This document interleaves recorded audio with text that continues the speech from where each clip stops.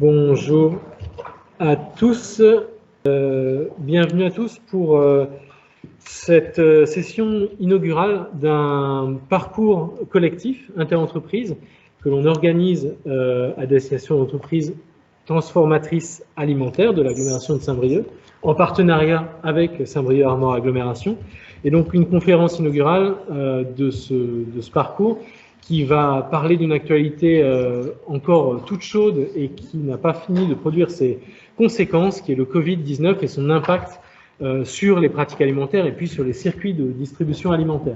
Donc je me présente, je m'appelle Julien, avec ma collègue Claudie qui peut se montrer à la caméra. Bonjour. On anime et on a conçu ce programme d'accompagnement collectif de producteurs alimentaires sur ces enjeux d'évolution des circuits de distribution alimentaire et puis de relations avec les différents distributeurs alimentaires. On est tous les deux salariés d'une association qui s'appelle Zoopole Développement, qui a une grande diversité de missions, mais notamment la mission d'intérêt général de Technopole, c'est-à-dire d'accompagnement de l'innovation à l'échelle d'un territoire qui correspond à peu près aux 2/3 des Côtes d'Armor.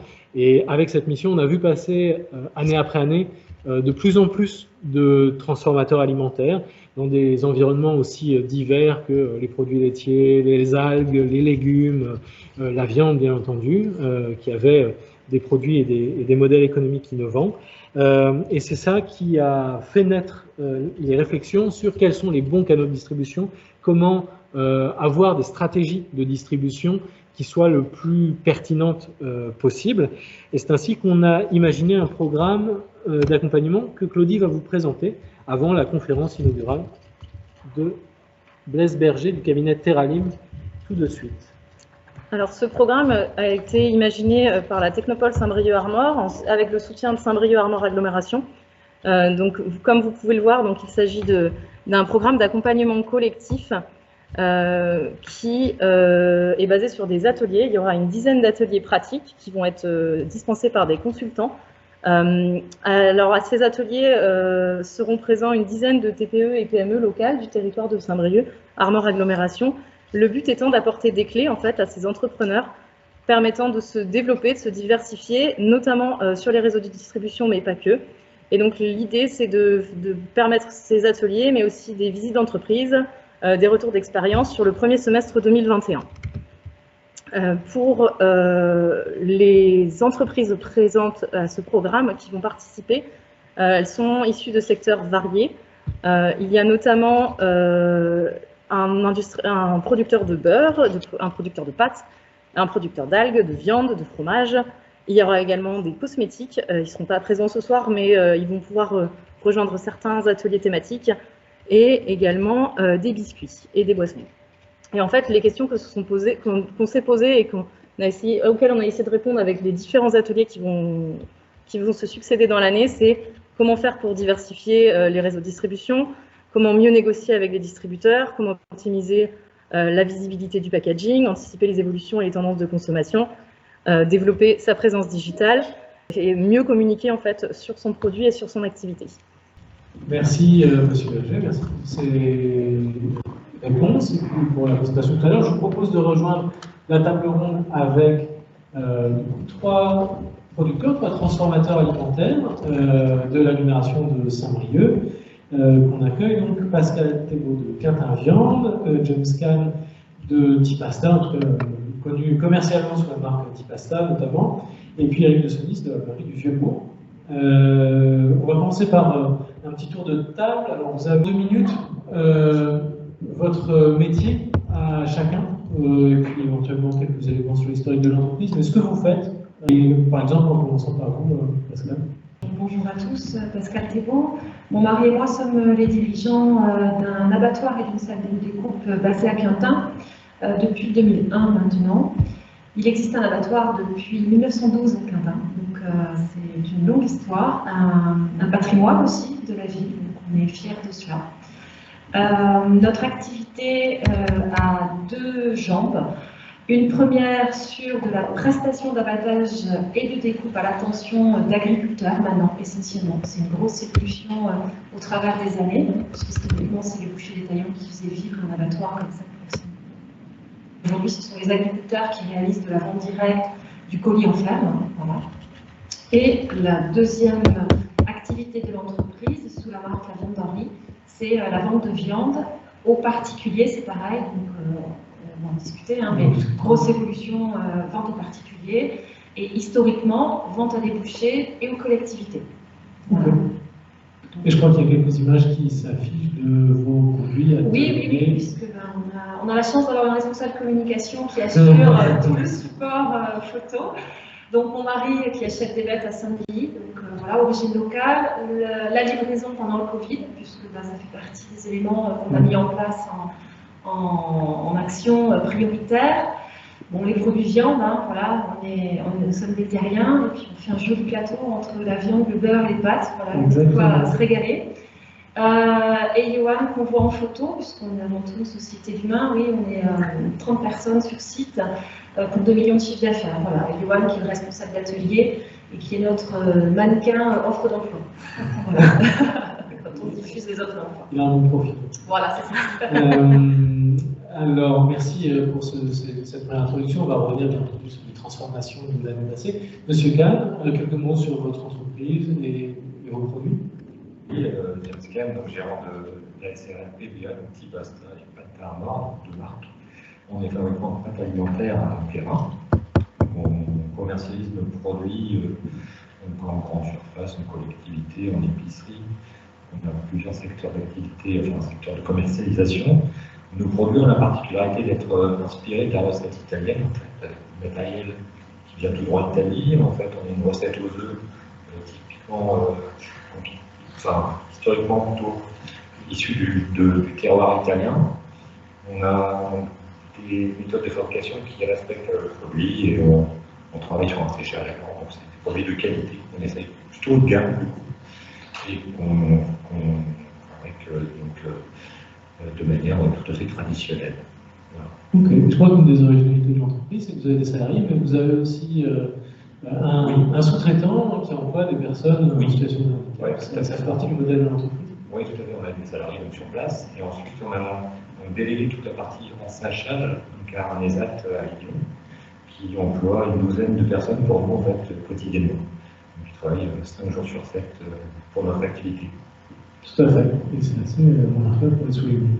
Et donc, Eric de Sonis, quelques mots à nouveau sur la beurrerie du Vieux-Bourg et puis ce que vous y faites.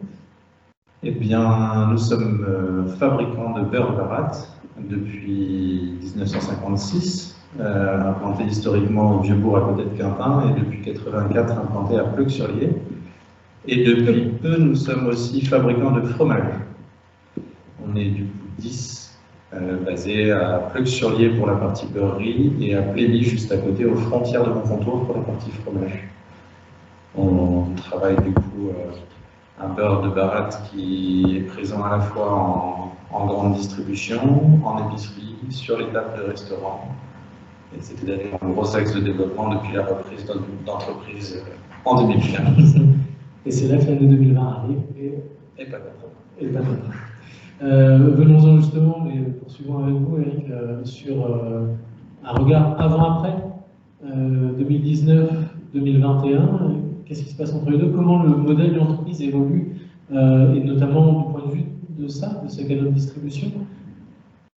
Concernant les circuits de distribution, ce que je peux dire, c'est 2019, on est dans une situation plutôt confortable avec des problèmes de riches. On va dire depuis 4 ans et demi, on a une demande supérieure à l'offre et notre problématique majeure, c'est comment retravailler notre zone de clientèle pour mieux répondre à nos clients demain avec un volume donné. 2020, on se fait pas mal chahuter, c'est comment on fait disparaître les montagnes de beurre en faisant moins 70%. Non, j'exagère un peu, mais c'est un petit peu ça. En fait, on a été pas mal chahuté et remis en cause sur notre capacité à trouver des nouveaux circuits de distribution, alors qu'effectivement, un an avant, on était dans une situation totalement inversée. Vous diriez que ça s'est repositionné sur un autre modèle aujourd'hui, que vous avez retrouvé un équilibre, ou on est toujours sur sa réflexion? Non, tant qu'on n'aura pas retrouvé nos amis restaurateurs, on n'aura pas retrouvé d'équilibre normal, donc on devrait être toujours en réflexion. En tout cas, vous avez pris des mesures, on y reviendra, pour imaginer des alternatives et répondre à ces urgences. Alors les situations, et c'est ça qui est intéressant, sont dissemblables entre les personnes. Monsieur Kahn, si on compare 2019-2021, je crois que c'est plutôt du positif. Pas tout à fait sur les mêmes projets, les mêmes situations. Nous, 2019, phase de croissance, on a créé l'entreprise en 2017. Donc on était tranquillement en train de démarrer, avec une clientèle essentiellement axée sur l'épicerie de la collectivité dans un premier temps, puis tranquillement la grande distribution. Donc voilà, et il y a eu effectivement la crise sanitaire en 2020, et là la grande distribution nous a sollicité beaucoup. Donc nous, notre problématique, c'était de savoir comment on pouvait faire le double de chiffres avec le même personnel et les mêmes machines. Donc là, c'était un gros problème qu'on a réussi à résoudre plus ou moins. Donc on en parlera tout à l'heure, je pense, mais ça a été notre gros problème. Ça a été le challenge de... Enfin, un problème, plutôt que c'était du stress positif. Ok. Et donc 2019-2021, du côté de Quintin Viande, c'est quoi la conséquence de ces bouleversements? Ça a été l'accélération d'un phénomène qui était déjà en marche. Comme je vous l'ai dit, on a une activité qui, dans les deux grands domaines, a été en train d'évoluer. Voilà, sur la partie prestation d'abattage de découpe, on travaillait historiquement avec des bouchers, on était passé à travailler plus sur un créneau vente directe pour les éleveurs. Et en vente de viande, à même niveau, on était plutôt sur une clientèle de grossistes et de bouchers. Et on tendait à s'orienter vers du particulier, de la création du site internet. Enfin, on commençait déjà à avoir une mutation de notre clientèle. Le Covid, ça a tout accéléré, voilà, avec une explosion de la demande sur du colisage en vente directe pour les agriculteurs. Alors, les bouchers, c'est pareil. Par contre, on a bien travaillé parce que proximité avec les consommateurs. Donc, c'est vrai que ça, c'est une clientèle qui s'est quand même bien maintenue. Et en vente de viande, pareil, augmentation très significative du pourcentage de particuliers.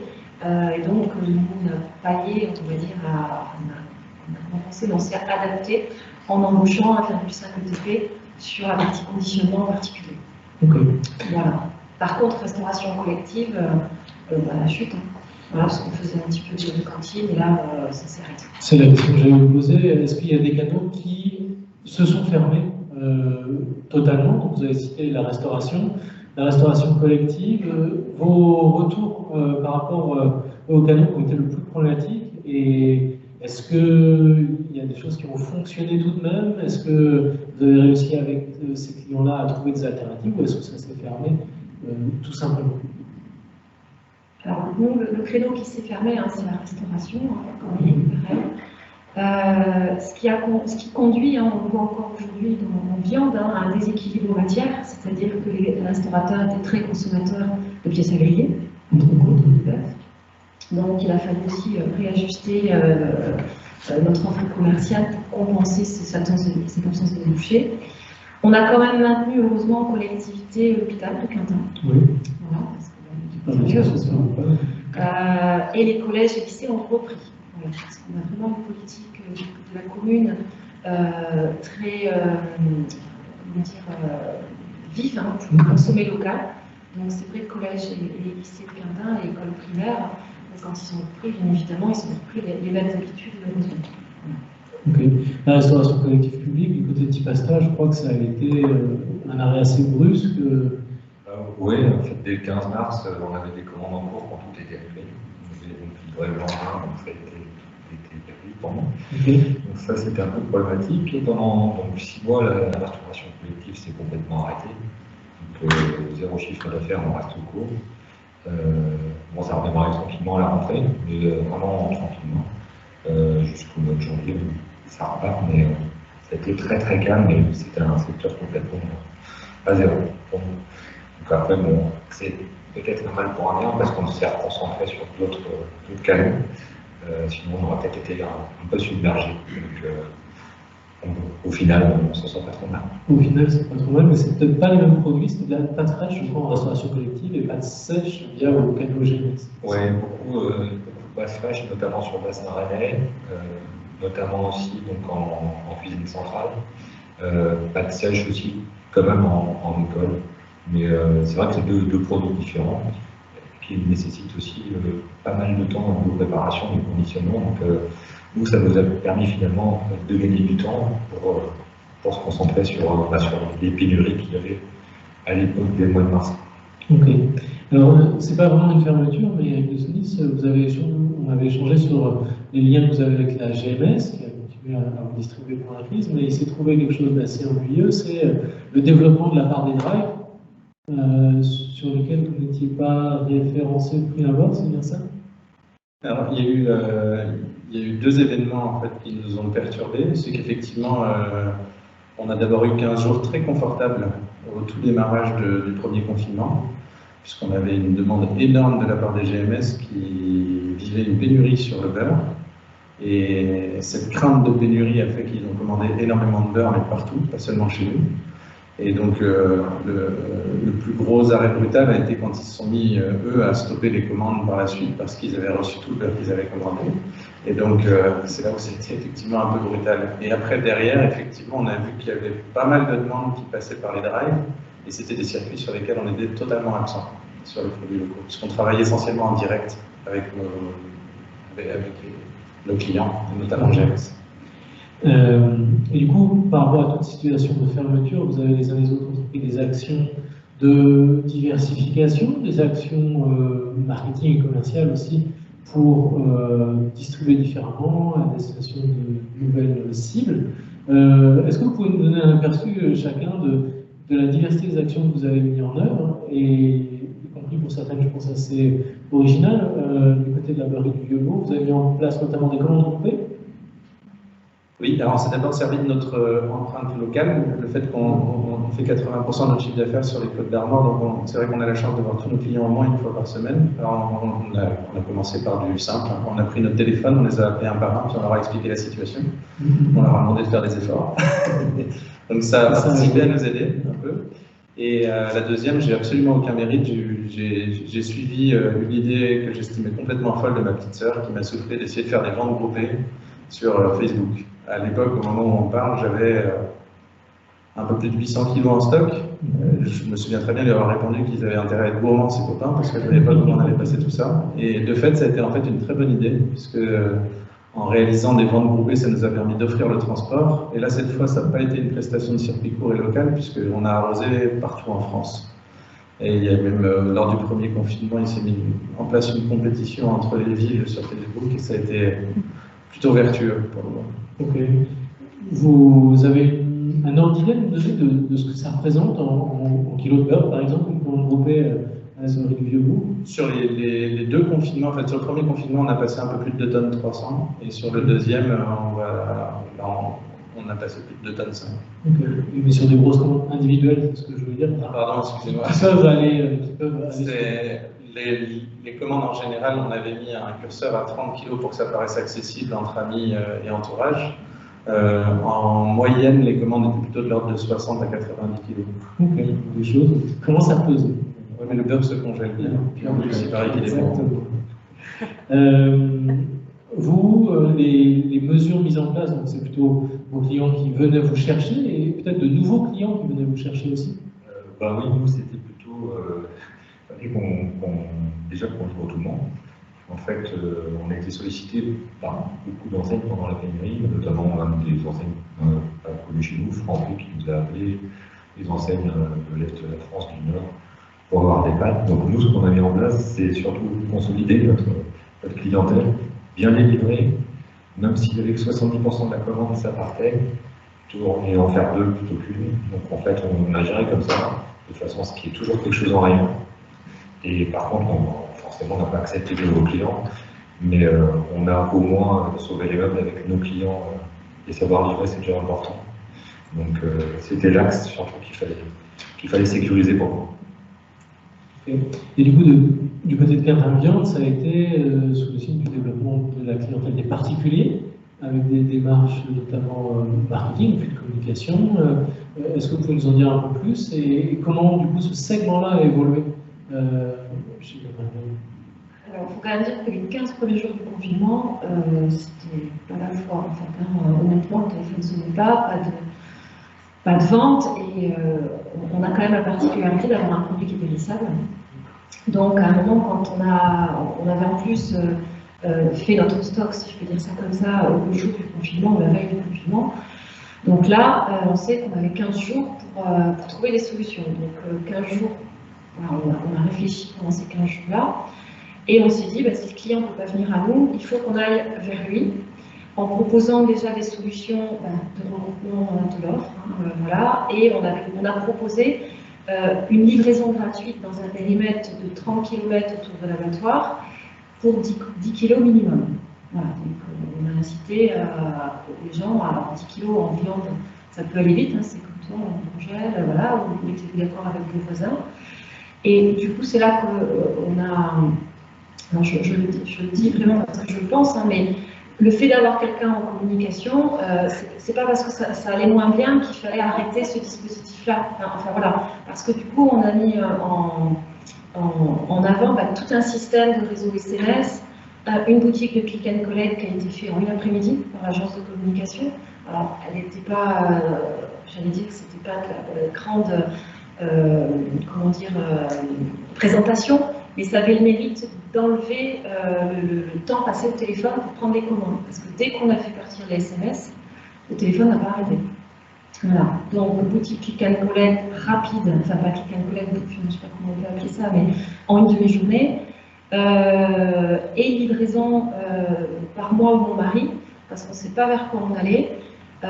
Et je n'allais pas payer un salarié à partir de 13h à 21h parce qu'on est parti dans tous les sens, sans organisation. On prenait toutes les commandes qui venaient et aucune organisation de livraison. Voilà, clairement. On allait livrer, on partait, on revenait, c'était fait et le lendemain on continue. Donc il y a eu beaucoup d'adaptabilité et peut-être un peu d'improvisation, mais derrière les projets sont structurés, je crois, pour continuer à distribuer en local. Oui, tout à fait. Voilà, c'est vrai qu'on a eu besoin de ça. Enfin, à un moment, ça nous a bousculé et voilà, on part dans des initiatives qu'on n'aurait pas mis en place aussi rapidement s'il n'y avait pas eu le Covid. Je propose de passer à la thématique qui était sous-jacente dans la présentation de M. Berger, qui est celle de la relocalisation des circuits alimentaires. Quel regard vous portez sur ça, la relocalisation, les circuits courts, les circuits de proximité? Vous vous y inscriviez déjà avant? C'est important pour l'entreprise? Ou c'est une opportunité qui s'est révélée au cours de l'année dernière? Une question ouverte, par exemple. Sur le Vieux-Bourg, au niveau du beurre comme au niveau du fromage, j'ai envie de dire c'est notre ADN, c'est dans notre sang, notre motivation au quotidien, c'est de valoriser notre territoire. Et donc, non, on n'a pas attendu la crise du Covid pour s'intéresser au local. Et je crois que c'est un engagement qui va assez loin et au-delà de la distribution de vos produits, parce que ça concerne l'approvisionnement, et ça concerne aussi la valorisation des coproduits avec le fromage. J'ouvre deux portes assez larges, mais pour bien faire comprendre. Depuis l'amont, effectivement, c'est important de s'intéresser à la matière qui arrive, comment elle est fabriquée, qui la fabrique. Et du coup, effectivement, on travaille de plus en plus local avec des éleveurs qui ont une exigence de plus en plus forte. Donc, puisque l'objectif étant de valoriser le territoire, on sait qu'on peut valoriser le territoire si en amont, on a des personnes qui ont des pratiques vertueuses aussi. Et donc, on travaille effectivement sur la nouvelle fromagerie en collecte directe. De lait respectant un certain cahier des charges, et on réutilise les coproduits du beurre dans notre fabrication de fromage. C'est d'ailleurs une des motivations de la fabrication de cette fromagerie était de pouvoir justement arriver à l'équilibre matière. Je crois que c'est une problématique qu'on partage avec Pascal. Et donc tout ça, c'est un circuit extrêmement local de valorisation des produits entrants jusqu'aux produits de votre production de beurre. Oui, la dimension circuit court, comment ça résonne forcément du côté de Quintin-Viande, puisque vous avez été pour des éleveurs qui font de la vente directe.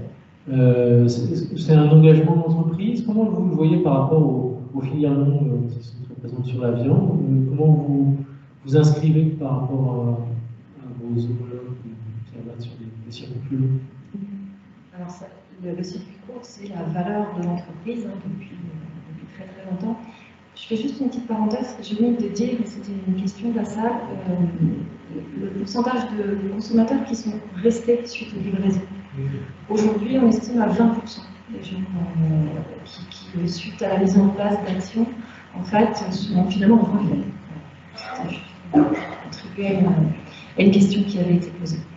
Donc oui, je vous disais, le circuit court, c'est une des valeurs fortes de l'entreprise.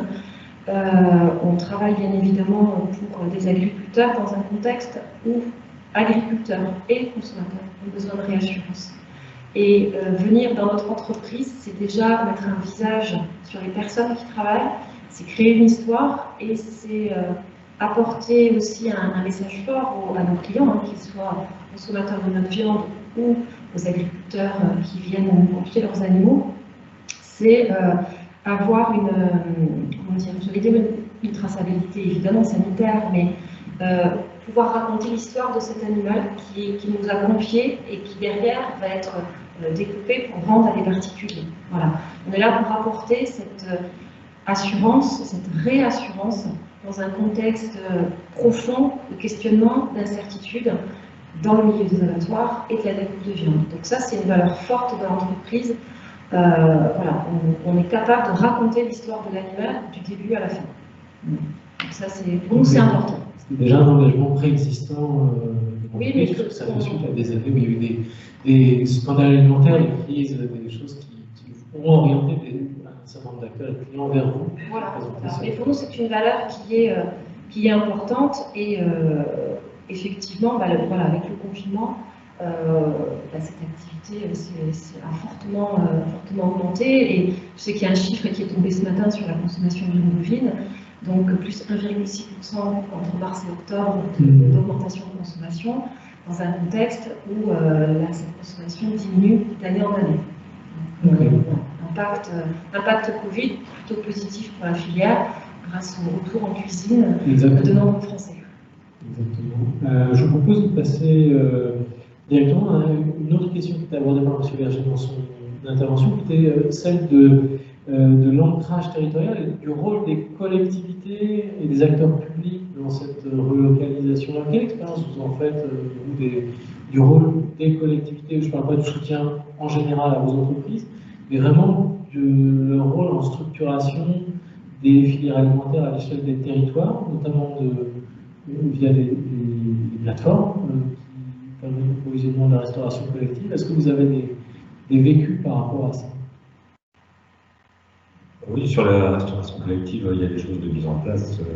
On parlait tout à l'heure sur la Péri locale, notamment, dans les Dévo 35, et d'autres qui existent en Dévo 56, il y a 5 ou 6 qui sont les acteurs principaux dans ce domaine. Donc on sent qu'il y a une volonté. Donc après, il y a une volonté qui est là, on la ressent, moi tous les jours, je la ressens en collectivité, en établissement scolaire, en pays collective. C'est vrai qu'après, il y a aussi une problématique de prix. C'est un problème. Par contre, la volonté est là, on voit qu'il y a des efforts qui sont faits par et d'autre. Nous, on en fait de notre côté pour passer. Eux, ils en ont fait aussi beaucoup. Et en fait, manger local, bio, pour nous, c'est peut-être demain. Demain, ce sera, je pense, un vecteur de progression aussi dans le chiffre d'affaires, dans le business, puisque en fait, il y a de la volonté. S'il y a de la volonté, normalement, ça marche. Tout à fait.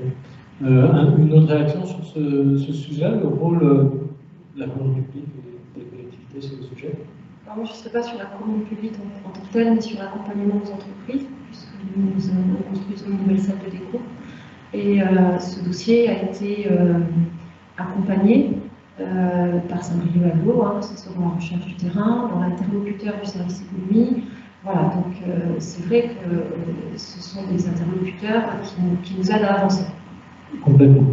Un regard, M. Berger, sur les vécus de ces entreprises dont on a eu un écho à l'instant. Vous avez fait une étude plutôt sur les pratiques de consommation. Est-ce que ça vous surprend, ces témoignages-là? Est-ce que ça résonne avec certains éléments que vous avez identifiés dans l'étude? Non, la table ronde est très bien organisée. On retrouve vraiment le panel des réactions qu'on a pu avoir. Quand il s'agit, par exemple, de l'augmentation par rapport au particulier, en fait, effectivement, effectivement, il y a eu une transformation domestique qui a explosé, en tout cas, toute la transformation domestique, et donc ça se traduit effectivement par ces activités-là. Quand on voit aussi la rupture brutale, la réorientation des débouchés avec des astuces à trouver avec les réseaux sociaux, etc., des groupements d'achat, comme on a vu avec M. Soulis, là, voilà, ça s'est vu. Il y a par exemple des mines, des marchés d'intérêt nationaux, en fait, qui ont livré des particuliers, hein, parce qu'il y avait une rupture au niveau des restaurants qui sont des gros clients, en fait, même les gros faiseurs. On a eu des commandes de 15 000 yaourts, hein, qui ont été du jour au lendemain, on parlait des pâtes, etc. Donc du coup, avec une réorientation et puis des recombinaisons de débouchés, donc on a pu vivre tout ça. Et puis, effectivement, ce qui rejoint dans les différents témoignages, c'est effectivement cette notion d'avoir des solutions sécurisées, en fait, hein, par rapport au contexte sanitaire. Vous parliez de la livraison un petit peu, vraiment, en fait, les gens ont été très intéressés par rapport à cette sécurité. Ils voulaient être rassurés. En fait, il y avait une situation qui était tellement anxiogène par le contexte, etc., que l'alimentation et du coup la livraison de cette alimentation, les conditions sanitaires dans lesquelles était amenée cette alimentation étaient fondamentales. Et c'est pour ça que les solutions du groupement d'achat, des compétitions entre villes, parce que voilà, c'était assez sécurisé, des solutions de livraison ont été beaucoup plébiscitées. Donc oui, effectivement, tout ce qu'on témoignait, on a un écho. Observé parmi les 780 contributions de votre étude. Je propose de passer à la dernière séquence de tableau, parce que le temps file déjà pas mal de temps. Ça concerne les perspectives et puis éventuellement les conseils que vous pouvez délivrer à d'autres producteurs alimentaires ou des gens qui envisageraient de se lancer sur ce type d'activité. Comment est-ce que vous voyez l'avenir? Vos projets nouveaux ou préexistants à la crise, comment ils se formulent?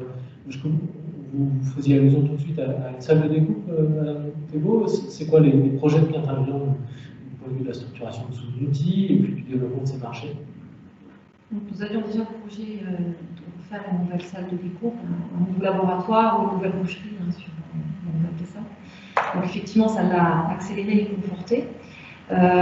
On envisage bien évidemment de nouveaux services également, hein, puisqu'on a vu que la livraison intéressait du monde. On va changer notre mode de conditionnement, c'est-à-dire qu'aujourd'hui c'est 1 kilo minimum, enfin, c'est assez contraignant. On va passer sur du libre-service. Donc voilà, on change notre mode de diffusion, si je peux dire ça comme ça. On lance une boutique en ligne, voilà, avec des systèmes de livraison diachronofresh, parce qu'on a des demandes en région parisienne. Aujourd'hui, on tourne un peu notre chaise, mais voilà, donc on se dit allons-y. Et on a également recruté un alternant en développement commercial de Beauté de Saint-Brieuc, ce qui n'était pas du tout prévu au mois de mars. Hein. Et on s'est dit, voilà, ça va vite, prenons de la ressource aussi pour avancer encore plus vite. Et si j'avais un conseil à donner, investir, ne jamais arrêter d'investir, avoir toujours un projet d'avance. Merci. En tout cas, vous investissez et ça doit donner des résultats intéressants. Comment vous voyez l'avenir du côté, par exemple, de Tipasta? Je pense que ça a été une belle année, mais c'est poursuivre une croissance. Oui, bah, c'est une année qui nous a permis aussi d'embaucher 2 personnes. Donc, par rapport à cette crise, du coup, on a doublé l'effectif, une toute petite entreprise. Mais on a 2 personnes en plus, donc on a aussi la capacité de produire un peu plus. Donc on va s'orienter sur les nouveaux secteurs géographiques, notamment le bassin nantais, du coup maintenant, la Vendée, éventuellement la région parisienne, puisqu'on a de fortes demandes aussi, et d'autres enseignes de grande distribution. Ça permettra aussi de diluer un petit peu l'entrée de certaines enseignes sur la part de marché qu'on a chez eux, qu'ils ont chez nous plutôt. Et voilà, donc c'est les perspectives là, effectivement, d'investir. Après, on est tout jeune, il faut que les banques aussi nous accompagnent. L'investissement, c'est aussi une affaire de banque. Pour l'instant, ça se passe bien, ils nous font confiance. Donc, après l'exercice que vous avez eu, je pense que vous faites partie des bons. voilà. Les conseils que vous pourriez donner à des producteurs alimentaires, je pense qu'ils tournent notamment autour du lien avec la GMS. Quand on avait échangé, en gros, le conseil, c'était c'est une opportunité, mais y aller step by step, c'est à peu près ça, y aller progressivement. Ouais, si j'ai un conseil à donner, c'est d'y aller déjà. Parce qu'en fait, aujourd'hui, ils ont quand même un minimum de respect des producteurs locaux. Enfin, nous, ça s'entend sur l'accueil qu'on a. Ils sont très accueillants. Il y a un respect des prix qu'on leur donne. Il y a un respect des marges pour le client. C'est plutôt très positif. Donc, ils sont accessibles, ça c'est important. Pour quelqu'un qui démarre, il peut y aller sans problème, taper aux portes, c'est pas un souci. Il peut se développer rapidement, c'est aussi un vecteur un vecteur pour avoir un matage chiffre d'affaires, d'atteindre son seuil de rentabilité assez vite. C'est pas que faire des tout petits clients, c'est du boulot, mais des gros clients comme la GMS, ça peut permettre d'atteindre ses objectifs plus rapidement. Par contre, effectivement, faire attention, surtout dans sa capacité de production, être capable de produire, être capable de livrer. La logistique, c'est aussi un autre problème. Donc ça, c'est des points super importants, et de ne pas non plus faire qu'une enseigne, il faut en faire plusieurs. Après, on a des petits soucis, notamment en centrale d'achat. Voilà, donc il faut y aller doucement, mais sûrement, et surtout mesurer ses capacités. Il faut bien lucide là-dessus. L'expérience prouve que c'est en effet un canal de distribution qui présente beaucoup d'opportunités. Oui, mais c'est surtout, ça permet d'être, c'est un vecteur d'accélération. C'est vrai que ça accélère la croissance et ça permet d'aller beaucoup plus vite sur ses objectifs en termes de rentabilité. Ok. Les projets de la laverie du Vieux-Bourg, on les a un peu évoqués déjà avec le fromage. L'évolution de votre entreprise, comment vous la voyez dans les années à venir? Quelles sont les priorités? Là, à très court terme, on va s'accrocher. On va s'accrocher pour développer la fromagerie du Lier. On va s'accrocher pour maintenir nos emplois. Et moi, je reste positif. Je pense que d'ailleurs, c'est peut-être le seul conseil que je pourrais donner, puisque là, pour l'instant, je suis plus preneur de conseils qu'autre chose. Mais peut-être le seul conseil que je pourrais donner, c'est d'accueillir positivement les nombreuses incertitudes qu'on va avoir, qu'on a déjà, et puis essayer de rester un petit peu au-dessus de la mêlée pour pouvoir prendre les décisions les plus intelligentes au moment où. Mais voilà. C'est ça, c'est peut-être ça la clé de ce que vous avez entrepris depuis le début, c'est la hauteur de vue, essayer de comprendre le marché, les produits sur lesquels vous intervenez, et puis proposer des choses quand même assez originales et vous différencier par ce biais-là. Oui, peut-être, mais rester humble en tout cas, c'est important, surtout dans cette période. On va rester sur ce mot d'humilité. Peut-être un dernier retour, M. Berger. Les trois producteurs que vous avez en face de vous, et puis ceux qui pourraient envisager de lancer des activités de transformation alimentaire, quels conseils vous leur donneriez pour être dans le juste de ce qui risque d'arriver? Alors, ce que vous organisez là au niveau du Géopôle avec Saint-Brieuc agglomération, avoir agglomération me paraît fondamental, c'est ne pas rester seul face à cette incertitude, se mettre dans des réseaux d'échange,